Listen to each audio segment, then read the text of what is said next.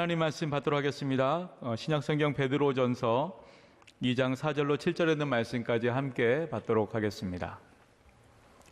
하나님의 말씀 베드로전서 2장 4절로 7절에 있는 말씀 우리 한 목소리로 함께 받도록 하겠습니다. 사람에게는 버림바가 되었으나 하나님께는 택하심을 입은 보배로운 산돌이신 예수께 나아가 너희도 산돌같이 신령한 집으로 세워지고 예수 그리스도로 말미암아 하나님이 기쁘게 받으실 신령한 제사를 드릴 거룩할 제사장이 될지니라. 성경에 기록되었으되 보라 내가 택한 보배로운 모퉁이 돌을 시온에 두노니 그를 믿는 자는 부끄러움을 당하지 아니하리라 했으니 그러므로 믿는 너희에게는 보배이나 믿지 아니하는 자에게는 건축자들이 버린 그 돌이 모퉁이의 머릿돌이 되고. 아멘. 이 시간 호산나 찬양대가 하나님께 찬양 들으신 후에 담임 목사님 나오셔서 리빙스톤 처치라는 제목으로 생명의 말씀 주시겠습니다.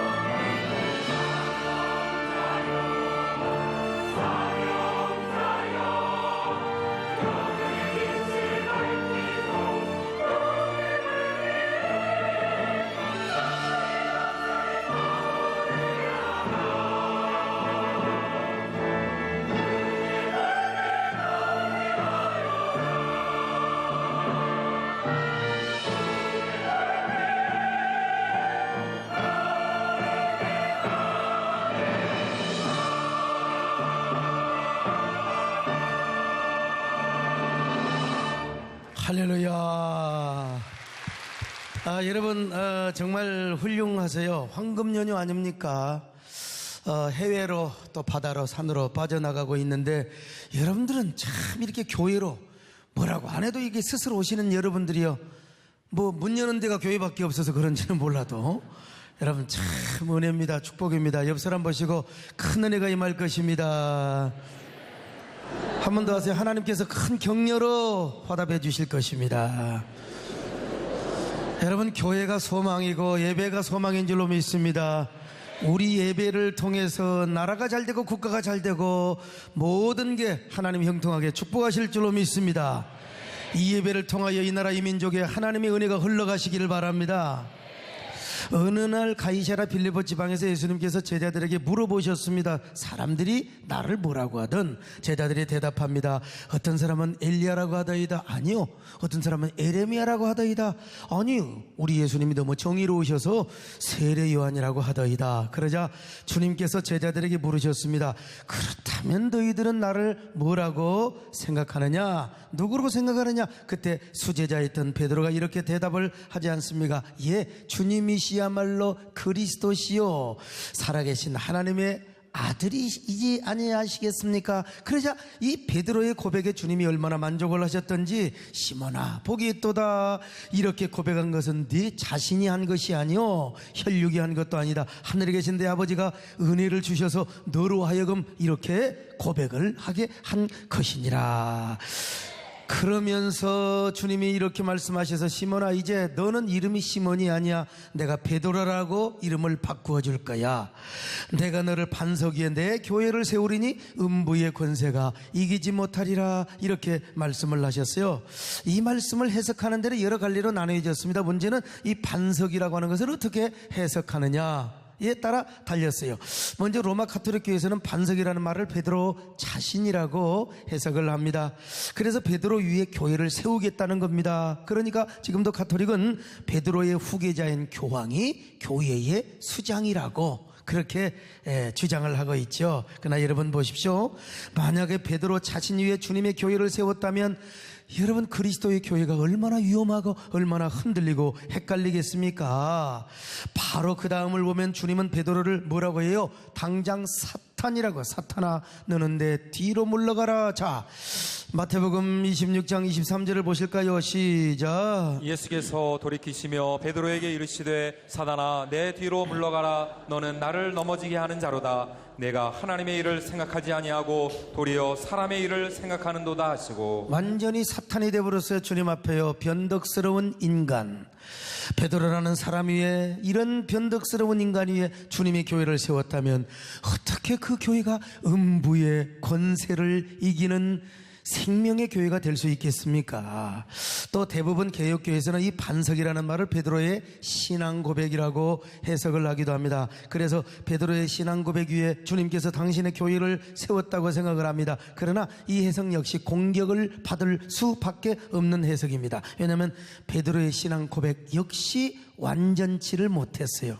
베드로는 그렇게 훌륭한 신앙 고백을 해놓고 금방 사탄의 생각으로 생각을 빼앗겨 버리지 않습니까? 뿐만 아니라 훗날 베드로는 하찮은 계집종 앞에서도 주님을 3번이나 부인하는 사람이 되어버리고 말았어요. 자, 이 3번의 부인은 베드로의 훌륭한 고백에 완전히 먹칠을 하고 세상 말로 똥칠을 했던 고백이 되어버리고 말았던 것입니다. 그러므로 우리가 중요하게 생각하는 것은 베드로의 신앙 고백을 하게 했던 그 신앙 자체가 중요한 것이 아니라는 거예요. 그보다 중요한 것은 신앙 고백의 중심이 되고 획을 이루고 있는 신앙 고백의 주제가 되고 있는 예수 그리스도의 인격과 존재, 이것이 바로 중요하다는 것입니다. 그렇기 때문에 주님의 교회는 베드로 신앙 고백 위에 세워졌다기보다 예수님이라고 하는 반석 위에 교회가 세워졌다는 것입니다. 다시 말하면 이 반석이라고 하는 말은 베드로 자신이 아니라 오늘 본문과 저 에베소서 2장 20절의 말씀대로 보배로운 산돌이 되시고 그리고 성전의 모퉁이 돌 되시는 예수 그리스도를 말씀해야 한다고, 그렇게 봐야 하는 거예요. 자, 베드로전서 2장 4절로 6절입니다. 시작. 보배로운 산돌이신 예수께 나아가 너희도 산돌같이 신령한 집으로 세워지고 내가 택한 생각한 보배로운 모퉁이 돌을 시온에 두노니 그를 믿는 자는 부끄러움을 당하지 아니하리라 하였으니 에베소 2장 20절도 보겠습니다. 시작. 너희는 사도들과 선지자들의 터 위에 세우심을 입은 자라 그리스도 예수께서 친히 모퉁이 돌이 되셨느니라. 더구나 여러분 마태복음 16장 18절의 단어들을 분석해봐도 이 사실을 아주 명료하게 선명하게 밝혀지고 있습니다. 마태복음 16장 18절 시작. 또 내가 내게 이르노니 너는 베드로라 내가 이 반석 위에 내 교회를 세우리니 음부의 권세가 이기지 못하리라. 자, 여기서 주님이 지어주신 베드로라고 하는 이름은 헬라어로 페트로스, 작은 돌이라는 말입니다. 그리고 반석이라고 하는 페트라, 큰 돌 혹은 반석이라고 하는 뜻입니다. 자, 그러니까 이 말씀을 정확하게 풀면 이런 말이 되는 거예요. 베드로야, 너는 하나의 작은 돌이다. 근데 산돌이야. 그리고 큰 돌이요 산돌이요 성전의 모퉁이 돌인데 반석 위에 너라고 하는 작은 돌을 세워서 쌓아서 내가 나의 집을 건축해 나갈 거야. 그리고 너뿐만 아니라 수많은 사람들, 예수 그리스도를 하나님의 아들이라고 고백했던 수많은 고백의 돌들을 통해서 바로 나의 교회를 세워갈 것이다. 그럴 때 이 교회는 음부의 권세가 이기지 못할 것이다. 이해되시면 아멘 하시기 바랍니다.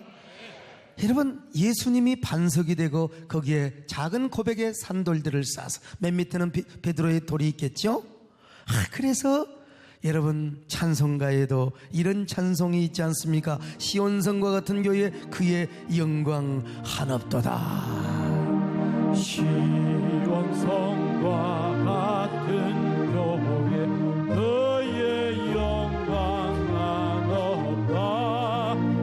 허락하신 말씀대로 주가 친히 세웠다.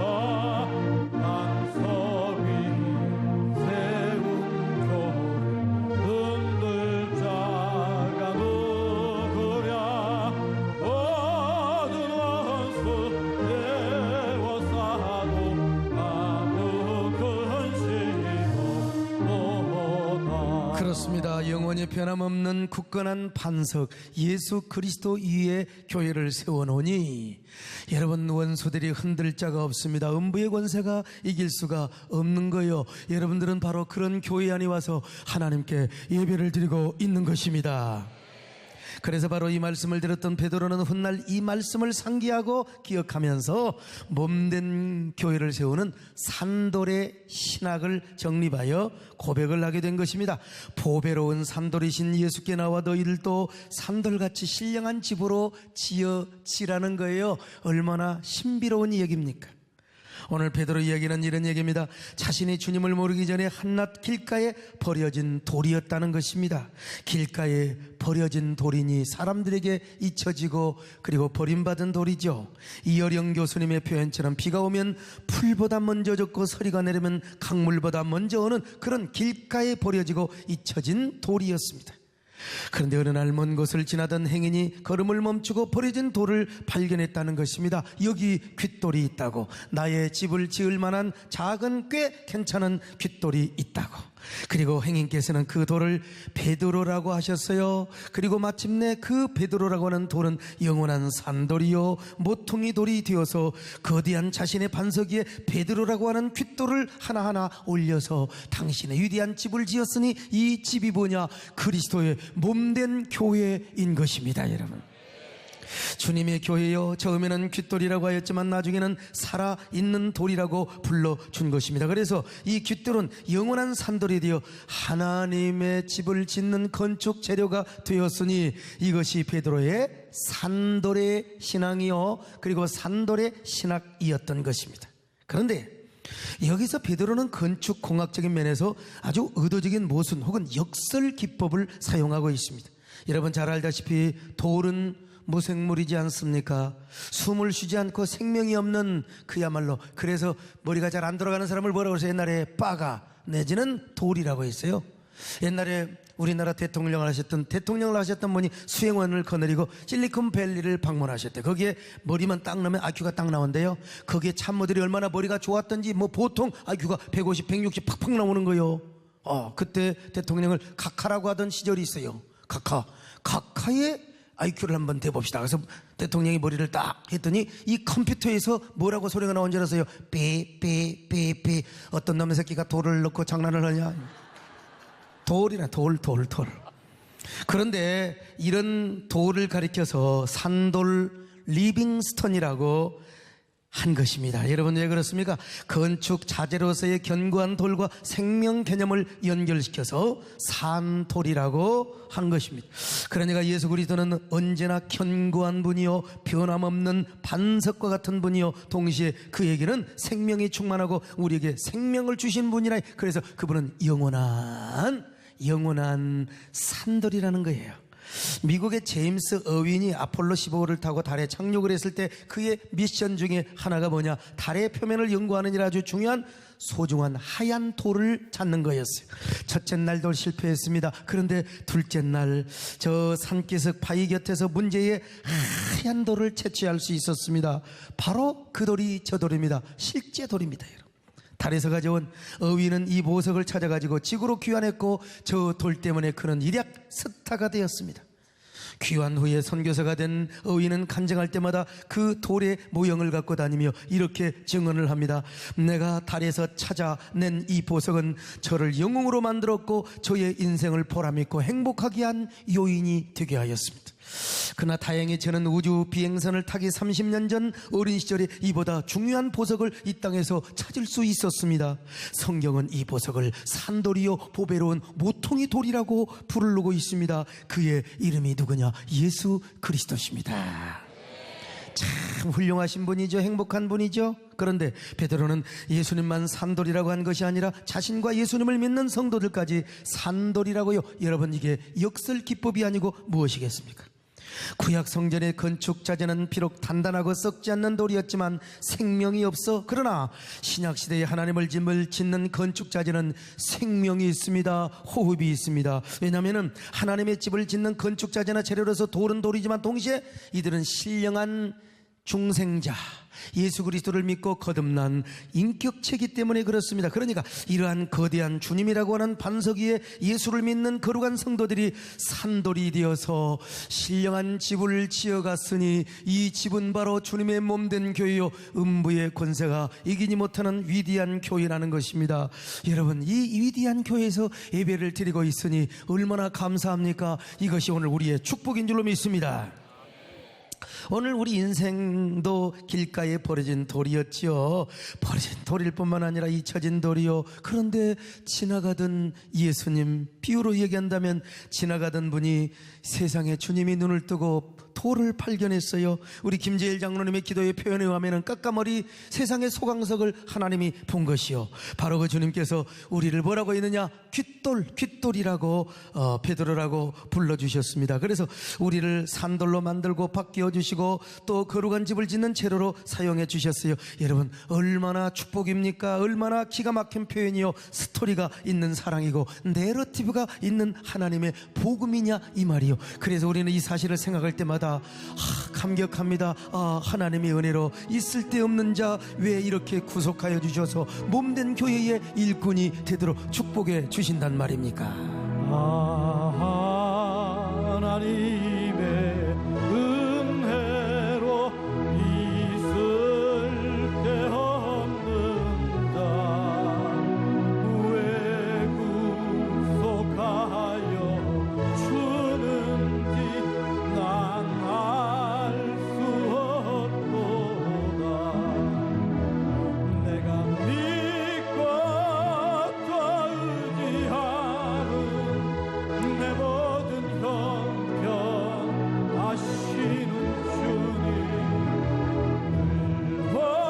보호해 주실 것을 나는 확실히 아네.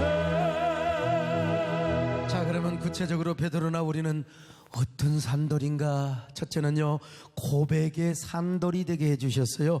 마태복음 16장 16절 시작. 시몬 베드로가 대답하여 이르되 주는 그리스도시요 살아계신 하나님의 아들이시니이다. 이렇게 고백할 수 있다는 게 얼마나 큰 축복인 줄 아세요? 그런 사람들을 주님은 다 누구라? 베드로. 우리 남진 장로님도 베드로. 강정식 장로님도 베드로, 우리도 다 제2의 제3의 베드로란 말입니다, 여러분. 자, 이러한 베드로들이 주님의 반석 위에 차곡차곡 주님의 집이 지어져서, 그러니 이 교회야말로 음부의 권세가 이기지 못하는 그런 교회가 아니겠습니까? 오늘 우리는 산돌입니다. 우리가 길가에 버려진 돌이고 주님을 모르는 돌이었어요. 외롭고 고독한 돌이었습니다. 피에 젖고 홀로 서리에 얼던 그런 날, 우리 주님의 눈에 우리가 띄었던 것입니다. 생명 없는 존재, 돌같이 버려진 우리 인생이 주님의 부름을 받고, 주님의 손 아귀에 잡힘을 받는 순간 우리가 생기를 입게 되고 거듭나게 되어서 우리가 산돌이 된, 이 산돌은 어떤 돌입니까? 주님을 왕이라고 고백하는 돌입니다. 주님을 구주라고 고백하는 돌이라 이 말이요. 그래서 매 순간마다 우리는 기도합니다. 찬양합니다. 주님을 사랑한다고 고백합니다. 그 고백의 돌들이 차곡차곡 쌓여서 주님의 몸된 교회를 이루게 되고 주님의 거룩한 몸을 이루게 되었으니 이 은혜를 생각하면 얼마나 감사합니까? 여러분, 주님을 구주라고 외치는 사람, 주님을 왕으로 고백하는 사람, 이것이 우리의 경탄이요, 사랑의 고백이요, 이것이 울먹이는 우리의 축복임을 믿습니다. 우리는 경탄할 수밖에 없어요. 폭받치는 열정으로 외칠 수밖에 없습니다. 아니, 하나님의 집을 짓는 건축자재로 쓰임을 받았다고, 우리는 소리쳐야 됩니다. 우리는 주님의 거룩한 몸된 교회 지체가 되었다고 우리는 고백해야 됩니다. 그것은 무엇이냐? 주님 앞에 부르심을 받는 감격이어요. 오늘도 나를 불러주셔서 감사합니다. 이 예배에 불러주셔서 감사합니다. 사명자로 불러주셔서 감사합니다. 오늘도 주님의 지체 일원이 되게 해주셔서 감사합니다. 주님만을 위하여 정성을 바쳐 충성 다하기를 원합니다. 주님 나를 부르셨으니, 주님 나를 부르셨으니, 내 모든 정성, 내 모든 정성 주만 위에 바칩니다.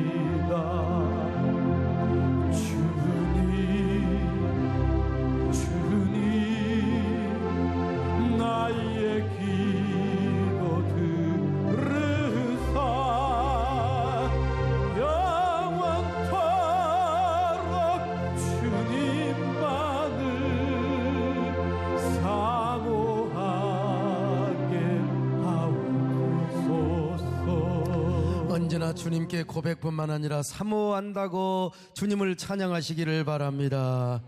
두 번째로, 깨지고 깎이고 다듬는 돌이 되게 하세요. 고백만 한다고 되는 게 아니요, 이게요 그냥 돌로만 있으면 안 됩니다. 모나고 삐딱하고 뾰족뾰족한 돌 가지고, 이거 옛날에 시골에 담장사도 무너져 버려요. 옛날에는 다 돌로 집을 지었잖아요. 길가에 버려지거나 박혀있는 암초 같은 돌 가지고는 집 지으면 집 무너져 버리고 말아요. 그러니까 어떻게 됩니까? 그 돌을 석수장이가 깨고 전부 자르고 부수게 되는 거예요. 오늘 우리도 마찬가지입니다. 우리도 다듬어져야 돼요. 우리가 아름다운 하나님의 성전에 집을 짓는 건축자들 쓰임받기 위해서는 깨뜨려져야 됩니다. 모건한 부분이요, 암초 같은 돌, 박혀있는 돌, 모난 부분 깨지고 다듬어져서 아름다운 산돌이 되어가지고 주님의 집에 건축 재료가 되어야 된다는 거요. 소위 말하면 여러분요, 모난 성격, 삐딱한 성격, 거기에다가 주님을 사랑한다고 하지만요, 뾰족뾰족한 더러운 성질, 이런 성질 가지고 어떻게 교회에서 일을 합니까? 맨날 부딪히고 맨날 싸우고 나밖에 옳은 사람 없고 나만 의롭고 이래가지고 어떻게 공동체를 이루는 거예요? 교회는 공동체인데 말이죠. 모난 성격과 더러운 성격 가지고 남과 화합하며 하나님의 거룩한 집을 지을 수가 없습니다. 그러므로 깨뜨려져야 됩니다. 부셔져야 됩니다. 그리고 깎이고 다듬어져야 됩니다. 뭘로? 말씀의 방망이로, 성령의 방망이로. 그래서 지난주도 우리가 수련회를 했지 않습니까? 어쩌면 교회는 돌공정과 같습니다. 주님은 목회자를 석수장이로 써요. 말씀의 방망이로, 성령의 폭탄으로 성도들을 깨뜨립니다. 암초같이 모나고 뾰족한 사람을 부셔뜨리는 거요, 말씀의 방망이로. 할렐루야. 요즘 성도들도 매끈매끈한 사람이 있습니다. 매끄러움해가지고 요 매끄럼한 사람도 이게 시멘트가 안 붙어요. 그거 좀 끌로 좀 짱짱짱 해가지고 좀 매끄러움하고 말이야. 자기가 뭐 별나도 세련되고 이거 십자가를 만나야 돼요. 십자가를 경험해야 돼요.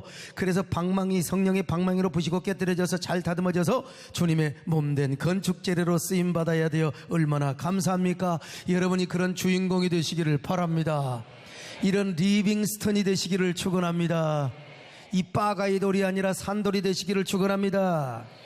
세 번째, 마침내 그 돌은 주님의 집을 세우고 몸된 교회를 세우게 됩니다. 베드로전서 2장 4절로 5절입니다. 시작. 사람에게는 버림바가 되었으나 하나님께는 택하심을 입은 보배로운 산돌이신 예수께 나아가 너희도 산돌같이 신령한 집으로 세워지고 예수 그리스도로 말미암아 하나님이 기쁘게 받으실 신령한 제사를 드릴 거룩한 제사장이 될지니라. 너희도 산돌같이 신령한 집으로 세워지고, 물론 비유입니다. 이게 바로 베드로의 산돌의 신학입니다. 베드로의 산돌 신학. 만세 반석 되시는 그리스도의 그 모퉁이 돌 위에 베드로라고 하는 작은 돌들이 쌓여져요. 서목사 베드로, 이철이 장로님 베드로, 다 이 베드로, 작은 베드로들, 이 돌들이 쌓여져서 아름다운 집을 차곡차곡 지어져요. 이게 바로 뭐냐? 주님의 교회인데, 이런 교회를 뭐라고 그러냐? 리빙스턴 처치라. 살아있는 산돌의 교회라는 거예요. 사랑하는 여러분, 우리 세대교회가 산돌의 교회가 되시기를 바랍니다. 이 리빙스턴 처치는 무엇보다도 모퉁이 돌 되시는 그리스도 예수가 있어야 돼요. 그리고 성도들이 작은 돌들이 되어서 모퉁이 돌 위에 쌓여져야 됩니다. 이것은 비유지만 주님의 교회를 집 혹은 건물로 비유를 한 것이죠. 그러니까 이것을 저는 베드로의 산돌 신학이라고 이렇게 표현을 하는 거예요. 물론 사도 바울은 산돌 신학보다 지체 신학을 강조하였습니다. 그래서 주님의 교회를 봄으로 비유를 했습니다. 교회가 주님의 몸이요 우리는 그 몸의 지체라는 것입니다. 그런데 우리가 지체가 되어서 그 몸을 이룬다면 그 몸의 머리가 주님이라는 것이죠. 여러분, 비유만 달라서 그렇지 베드로나 바울이나 똑같아요. 물론 바울도 건물 신학을 말한 적이 있습니다. 에베소서 2장 20절로 22절 시작. 너희는 사도들과 선지자들의 터 위에 세우심을 입은 자라. 그리스도 예수께서 친히 모퉁이 돌이 되셨느니라. 그의 안에서 건물마다 서로 연결하여 주 안에서 성전이 되어가고 너희도 성령 안에서 하나님이 거하실 처소가 되기 위하여 그리스도 예수 안에서 함께 지어져 가느니라. 자, 보세요. 주님의 교회를 건물로 비유했잖아요. 어쨌든 여러분, 중요한 것은 건물이 되었든 몸이 되었든 교회의 중심은 예수 그리스도라는 거예요. 몸으로 비유할 때 교회의 머리는 예수님이시고, 건물로 비유할 때 교회의 모퉁이 돌은 주님이 된다는 것입니다. 머리 없이 어떻게 몸이 존재할 수가 있으며, 모퉁이 돌이 없는 건물이 어떻게 있을 수 있겠습니까?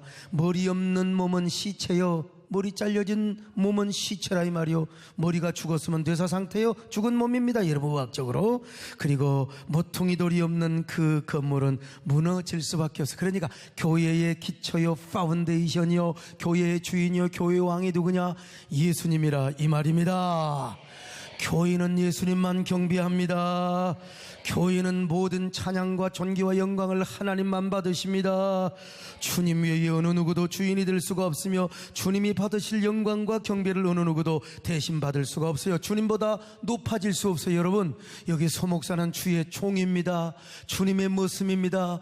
결코 주님이 받으실 영광을 내가 받아서는 안 되지요. 그리고 교회에서는요, 오직 하나님의 말씀만 선포되어야 됩니다. 결코 인간의 사상이나 철학이 전해져서도 안 됩니다. 그것들이 하나님의 말씀을 말씀되게 하고 예수 그리스도를 더 확실히 증거하기 위해서 보조 재료로 쓰여질 수는 있습니다. 그래서 간증이 필요하고, 때로는 세상 이야기, 사람들의 이야기도 설교에 여러분 쓸 수가 있는 거예요. 저도 가끔 전도 설교 때는요, 가끔 우리 남진 장로님이 노래를 개사하기도 하고, 아주 슬쩍 그 말이죠, 이번에 수련회 때도 말이요, 오늘 밤 주인공은 나야 나 하니까 그냥 빵 터지대. 보니까 오늘 이 밤에도, 오늘 수련회 보고 이 밤인데, 오늘 밤 주인공은 여러분 되시기를 축원합니다.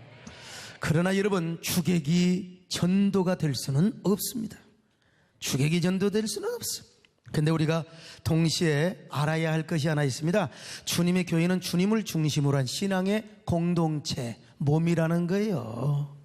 지체들이 몸을 이뤘고 주님을 모퉁이 돌로 모시고 모든 산도들의 집으로 지어진 것처럼 여러분, 지체가 건강해야 건강한 몸을 이룰 수 있지 않습니까? 그러니까 교회는 언제나 지체끼리 격려하고 사랑하고 언제나 높여주고 칭찬해야 됩니다. 여러분, 우리 몸의 지체끼리 서로 코가 막히면 입으로 숨을 쉬는 것이고, 그렇지 않습니까? 근데 막 코가 입을 쉬게 해가지고 왜 너만 맨날 처먹냐, 나도 먹자, 코로 음식을 처먹으면 어떻게 되겠습니까, 여러분? 맨날 왼손이 오른손을 막 질투해가지고 탁 잠을 자는데 왼손이 망망이를 들고 오른손을 방망이로 쳐버리면 어떻게 돼요? 안 되지. 오른손에 가시가 찔려 있으면 왼손이 뽑아주는 게 이게 뭐예요? 지체입니다. 지체는 서로 격려하고 배려해줘야 돼요. 때로는 양보하고 때로는 서로 도와주며 세워줘야 된다 이거요. 산돌들이 그렇습니다, 여러분. 오늘 본문의 산도들 역시 거룩한 건물 공동체를 이루었습니다. 이들이 첫째로 할 게 뭐냐? 주님을 경배하는 겁니다. 주님을 찬양하는 겁니다. 왜냐하면 그 산돌들을 베드로는 제사장이라고 했거든요. 자, 베드로전서 2장 5절입니다. 시작. 너희도 산돌같이 신령한 집으로 세워지고 예수 그리스도로 말미암아 하나님이 기쁘게 받으실 신령한 제사를 드릴 거룩한 제사장이 될지니라. 그렇습니다. 여러분은 제사장이요, 신약의 왕 같은 제사장이요. 그러니까 복음을 전하고 하나님을 경배하고 찬양하는 것이 여러분의 첫 번째 의무입니다. 주님을 경배하는 게 얼마나 축복입니까? 그런데 리빙스톤 교회 역시 주님을 중심으로 한 신앙 공동체거든요. 그래서 산돌들끼리 필요할 때는 격려하고 위로하고 세워줘야 할 때가 있어요. 물론 제사장은 먼저 제사를 드려야 되는 사람이지만 동시에 구약에서도 제사장은 격려하고 축복하고 위로하고 백성을 보듬는 일도 했단 말이죠. 그래서 사도 바울은 그의 서신서에서 고난받는 수신자들을 향하여 문안 인사를 하고 얼마나 격려하는 말을 한 줄 아십니까? 특별한 경우에는 특정한 인물들을 소개하면서 그들을 알아주고 세워주라고 이렇게 요청을 했어요. 자, 고린도전서 16장 15절로 18절입니다. 시작. 형제들아, 스데바나의 집은 곧 아가야의 첫 열매요 또 성도 섬기기로 작정한 줄을 너희가 아는지라.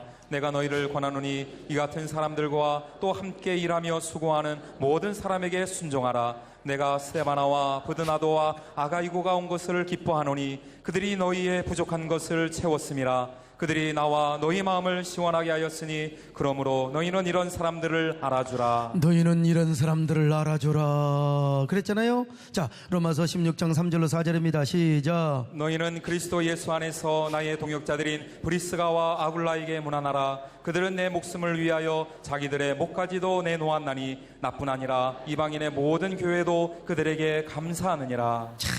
여러분, 브리스길 아울라를 얼마나 천거하고 소개하고 있습니까? 아리 사도 바울이 필요한 경우에는 자신을 변명하고 변호하는 글도 썼습니다. 고린도 후서 11장 5절로 6절입니다. 시작. 나는 지극히 크다는 사도들보다 부족한 것이 조금도 없는 줄로 생각하노라. 내가 비록 말에는 부족하나 지식에는 그렇지 아니하니 이것을 우리가 모든 사람 가운데서 모든 일로 너희에게 나타내었노라. 고린도전서 11장 16절로 18절입니다. 시작. 내가 다시 말하노니 누구든지 나를 어리석은 자로 여기지 말라. 만일 그러하더라도 내가 조금 자랑할 수 있도록 어리석은 자로 받으라. 내가 말하는 것은 주를 따라 하는 말이 아니요 오직 어리석은 자와 같이 기탄 없이 자랑하노라.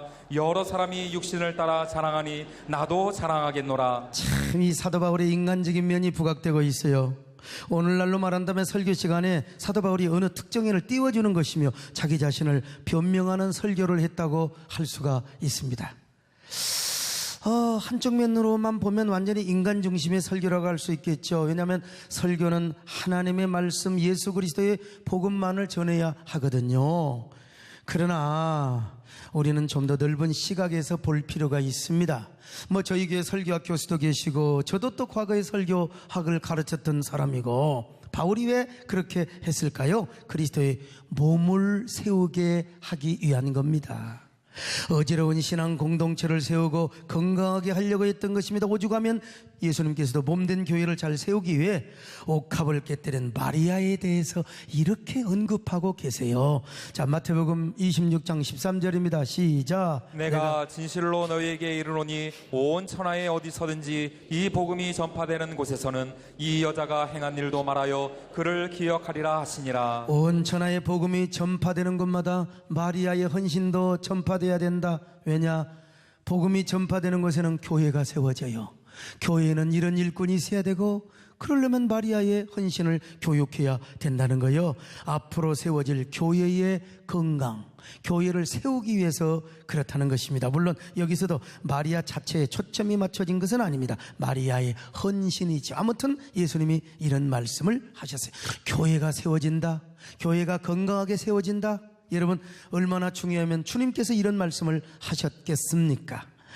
그러므로 여러분요, 건강한 몸으로서의 교회, 견고한 산돌의 교회, 리빙스톤의 교회가 세워지고 번성하고 확장되는 게 이렇게 중요하다는 사실을 우리가 알아야 합니다. 그래서 저희 교회는 이런 살아있는 교회를 세우기 위해서 제가 설교도 하지만, 또 영상 간증 시간도 갖고요, 이따금씩 설교 중 장로님, 특별히 우리 남진 장로님, 세상에 이 바쁜 때에 참 주일 낮 예배 오시는 것 보면 얼마나 여러분 참 또 이제 또 어디 뭐 저녁에 또 어디 가셔야 될 거 아니겠어요. 사실은 장로님도 연세가 계시는데 다 주일 낮 예배 보고 가시고, 여러분 참 이게 뭡니까? 우리에게 도전이 되고 격려가 되는 거 아니겠습니까? 또 우리 부목사님들, 제가 감동을 받는 성도들의 이야기를 제가 할 때가 있습니다.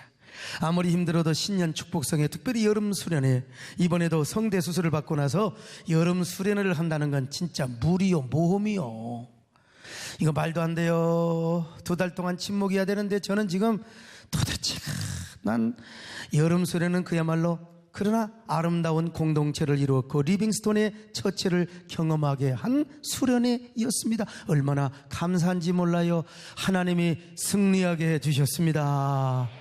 은혜를 베풀어 주셨습니다. 여러분, 저도 절대 오버하지 않고 마이크를 입에 대고 저음으로 계속해서 절제하며 설교를 했는데, 참 우리 김종대 장로님을 비롯해서 우리 봉사위원들 아니면 이 수련회가 불가능하죠. 역대 최고로 많이 모이는, 여러분 4,500명, 4,700명이 운집을 하는, 운행을 하는 이 대이동이죠. 참 모세는 얼마나 수고를 했을까, 이런 생각도 해보는데요.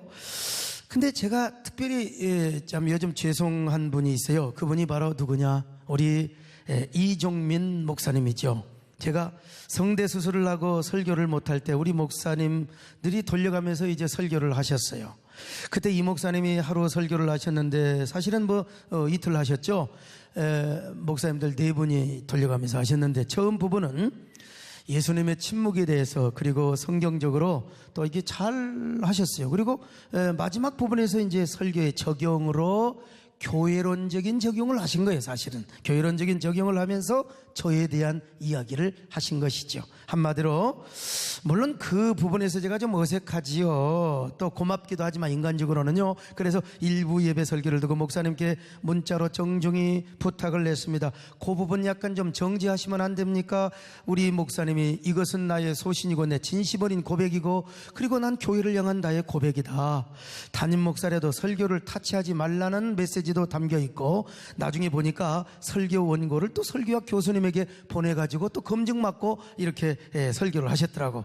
근데 문제는 또 설교 끝부분에 보여진 영상도 이게 화근이 되기도 하였어요. 사실 그 영상도요, 간증 영상 시간에 보여주려고 했는데 이미 다른 간증 영상을 찍어놔서 그 영상을 또 안 보이지만 성도가 조금 불쾌할 것 같다고 그래서, 여러분 어떻습니까? 항상 담임 목사라고 갑지르면 안 됩니다. 여러분요, 우리 성도 을을 잘 섬겨야 되겠다. 그래서 이제 간증 영상 그대로 나가도록 했고요. 그 다음에 영상 뉴스 다음에 하려고 했는데 여름 수련회 홍보 영상이 있다는 거요. 그래서 이제 이 목사님께서 설교 중에 그 영상을 쓰셨습니다. 그런데 어떤 분이 이 목사님의 설교를 방송으로 듣고요, 자신의 페북에다가 이제 막 비판을 한 것 같습니다. 그래서 이 목사님이 일약 이제 스타가 된 거죠. 아주 유명한 목사님이 되셨어요. 비판한 분의 목사님 충분히 나는 비판을 받아들입니다. 이해할 수 있어요. 아니, 이해뿐만 아니라 객관적인 비판은 당연히 받아들여야지요. 그 비판 때문에 우리 모두가 서로 함께 성숙하고 발전하는 것 아니겠습니까? 다만 아쉬운 것은 너무 이분법적으로 그 모든 부분을 비판하고 또 분석하지 않나, 이런 아쉬운 마음이 들기도 합니다. 사실 제가 이런 생각을 해봤어요. 다윗을 비판하고 저주한 미갈이 다윗의 춤춘 현장에 있었더라면 과연 그렇게 비판을 했을까? 감동의 현장에 없었으니까 스스로 아웃사이드가 되지 않았을까, 이런 생각을 한번 해보았습니다. 우리 이 목사님은 저의 사역을 누구보다 더 잘합니다. 그분도 우리 교회 사역보다는 요즘 한 2, 3년 동안은 아예 한국교회 생태계 지킴이기 사역을 하고 있습니다. 월요일 날, 수요일 날은 기본이고요. 하여간 삼성동에 나가서 김성기 장로님과 함께, 그리고 저를 대신해서 각종 교계 모임에, 여러분 제가 다 못 나가잖아요. 본인이 나가서 저를 땜빵해주고, 얼마나 그 일로 많이 뛰어다녔는지 몰라요. 뛰어다니다 보니까 이 일이 정말 힘들구나. 각종 모임, 회의, 세미나, 게다가 행사 때마다 우리 교회 돈 내야지요, 교인들 동원해야죠. 여러분 진짜 떼약볕에 가서 반동성애 집회하고 얼마나 힘듭니까? 비도 맞으면서. 사실 이 정도 큰 교회 목사라면 저도 체면도 생각하고, 저도 아니 우리 교회 골프대회 나가지만 세상에 당연장이 없는 골프대회 어디 지구들 마음대로 골프대회랍니까? 차라리 자치기를 하지. 나는 아직 골프도 못 쳐요. 사실 참 불쌍한 목사지요. 큰 교회 목사라면 저의 체면, 이미지도 사실은 생각을 해야죠. 근데 우리 김재일 장로님 오늘 기도하신 것처럼 진짜 남원의 깎아머리 촌놈에게 하나님이 복음의 빛을 보여주셨습니다.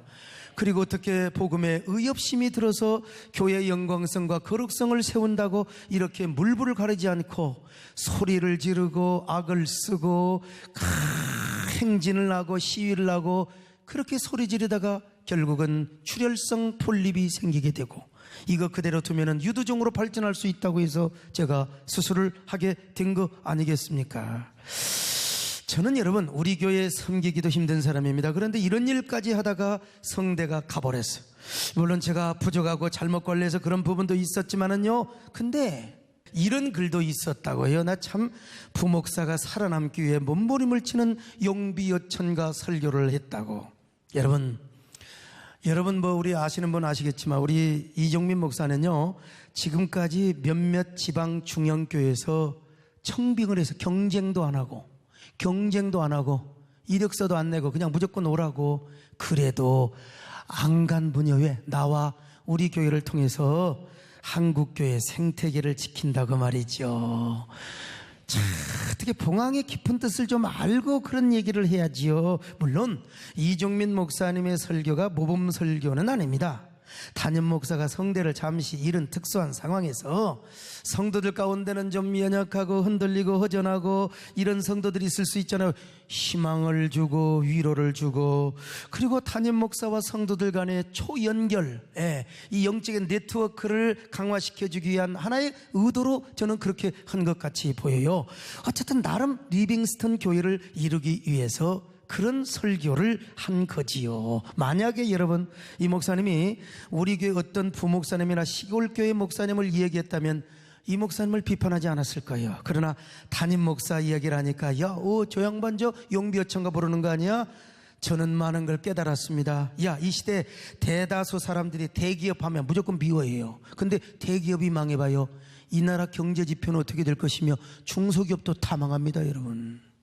그냥 대기업을 위해서 기도하고, 저는 개척교회 시절에도 참 내가 조영규 목사님 다 좋아서 기도했겠습니까? 김사만 목사님 명성교회가 다 좋아서 기도했겠습니까? 나는 우리 권사님이 증인일 거예요. 왜 하필이면 가락동에 교회를 개척하는데 왜 우리 교회 앞에서 왜 교인들을 실어가느냐 이거요. 나도 배가 아파가지고. 그러나 여러분 그것을 이겼어요. 주여 저 버스가 잘 굴러가게 하여 주옵시고 사람을 많이 태워가게 하여 주시고, 그런데 언젠가 하나님 저에게도 저런 축복을 허락해 주시기를 바랍니다. 그런 시절이 생각이 나요. 어쨌든요, 대기업을 미워하듯이 큰 교회와 목사를 주시하는 분들이 많구나. 그럴수록 잘해야지. 그리고 우리 교회뿐만 아니라 모든 교회들이 함께 리빙스톤 교회가 되도록 더 기도하고 섬겨야 되겠구나. 아무튼 자, 우리 이 목사님을 깎아내렸던 분들에게도 죄송한 마음도 들고, 특별히 내가 성대 수술 안 했으면 그런 일이 없었을 텐데, 또 우리 이정민 목사님께 참 미안한 마음도 듭니다. 여러분, 이 목사님 힘내고 우리 한국교회 생태계 일 잘하도록 우리 격려의 박수 한번 하십시다. 할렐루야. 어디 계시는가? 네. 아무튼 여러분, 우리 모두 산돌이 되십시다. 이 산돌의 리빙스톤 교회가 되기 위하여 교회의 진정한 인소싱을 위해서 저는 이번에 여름 수련회도 중단 없이 제가 모험을 걸고 했어요. 우리 남진 장로님 오셔서, 이야, 너는 나만 믿고 따로. 이건 사실 복음성가입니다. 마태복음 4장 19절 완전히 고쳐가지고 한 거예요. 예. 참 얼마나 감사한지 알 수가 없어요. 우리 모두 리빙스톤의 교회가 되어서 한국교회 생태계를 보호하고 주님의 공교회를 세우는 그런 거룩한 산돌들이 될 수 있기를 주님의 이름으로 축원합니다. 할렐루야. 감사합니다. 하나님, 이렇게 귀한 말씀을 함께 나누게 하심을 감사합니다. 우리 성도들을 축복하시고 함께하여 주옵소서. 산돌의 교회 리빙스톤의 처치를 이루게 하여 주옵소서. 예수님의 이름으로 기도드리옵나이다.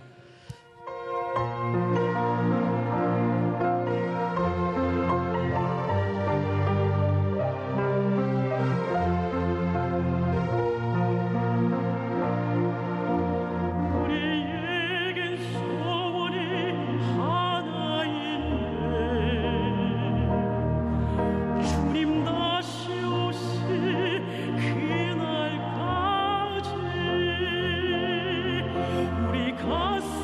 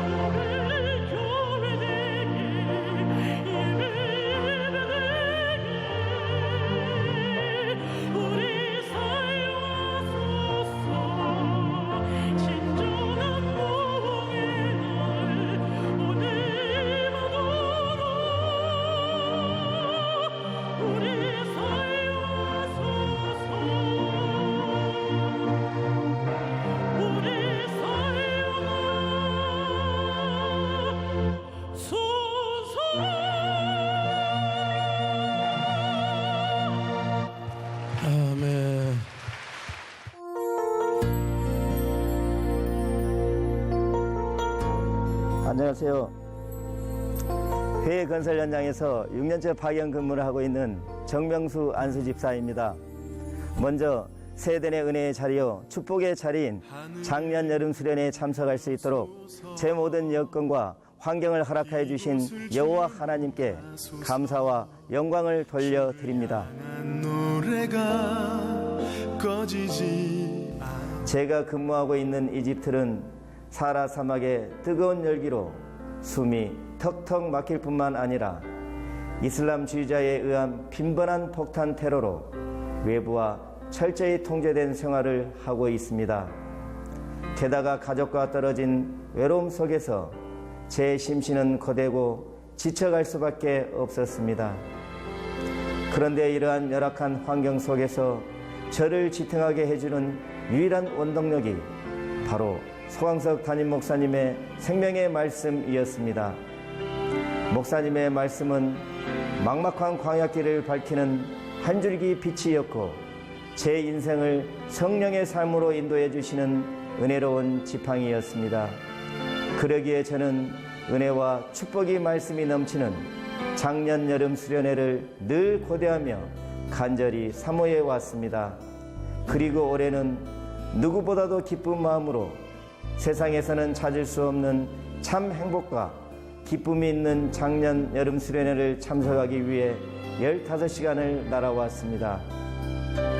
역시 좋으신 우리 세대의 하나님께서는 제가 기대했던 것보다 더 큰 은혜와 감동으로 목마르고 갈급한 제 심령을 가득가득 채워주셨습니다.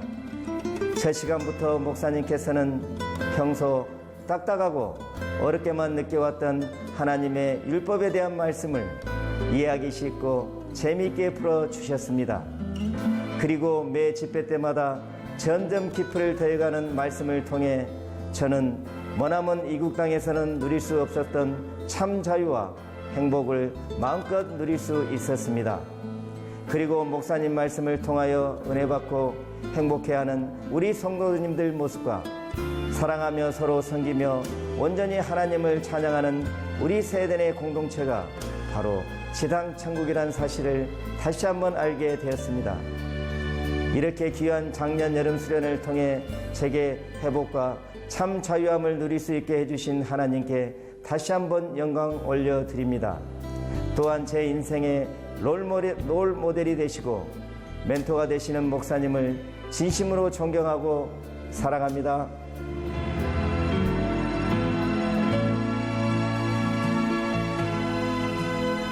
안녕하세요. 19교구 방선아 집사입니다. 먼저 귀한 말씀과 은혜의 시간이었던 수련회를 잘 마치고 이렇게 짧게나마 간증까지 허락하여 주신 주님께 감사 올려드립니다. 오직 하나님의 복음 전파와 한국교회 생태계를 위해 자신의 육신을 아끼시지 않고 예수님의 흔적을 성대에 남기신 목사님께서 성대가 온전히 회복된 상태도 아님에도 불구하고 작년 여름 수련회를 온전히 감당하실 것이라는 사실을 안 순간 그때부터 주님께서는 더 간절한 마음과 기도로 준비하게 하셨습니다. 하나님께서는 저의 사모하는 제 마음을 미리 받으시고 이 마음을 빼앗기지 않게 수련회에만 온전히 집중할 수 있도록 교구에서 수련회 신청 접수 준비팀으로 섬기게 하셨습니다. 이 과정에서 수련회에 참석을 놓고 상황과 현실 속에 갈등하거나 참석을 포기했던 많은 성도님들께서 도리어 담임 목사님의 애타하시는 심정에 감동을 받고 마음을 돌리시는 것을 보았습니다. 저는 갈라디아서 말씀을 미리 묵상하며 수련회를 준비했습니다. 그렇게 꼬박 한 달을 하나님께서 주의 일을 온전히 섬기기 위해 하루 한 끼의 금식을 은혜로 감당하게 하셨습니다. 마침내 시작된 수련회는 사모하며 준비한 그 이상의 크고 놀라운 은혜 시간이었습니다. 율법의 저주로부터 속량하여 주신 예수 그리스도, 그 생명의 성령의 법과 복음의 능력 안에서만 참된 자유와 승리의 삶을 살 수 있다는 것을 체험하게 하여 주셨습니다. 십자가의 놀라운 자유와 승리의 비밀을 깨닫게 하여 주시는 놀라운 은혜의 축복의 시간이었습니다. 말로는 다 표현할 수 없는 감동의 그 시간이었습니다. 그리고 가장 큰 은혜는 내가 마지막까지 사랑하고 자랑해야 할 것은 오직 십자가임을 알게 하셨습니다. 나와 그리고 우리의 생존과 삶의 목표는 사명이요, 십자가를 지는 일에 있다는 것을 알게 하시는 귀한 은혜의 시간이었습니다. 이렇게 제게 귀한 자리를 통해 다시 한번 십자가를 경험케 하시고 참 자유와 기쁨을 누리게 하신 하나님 아버지께 모든 영광 돌려드립니다. 감사합니다.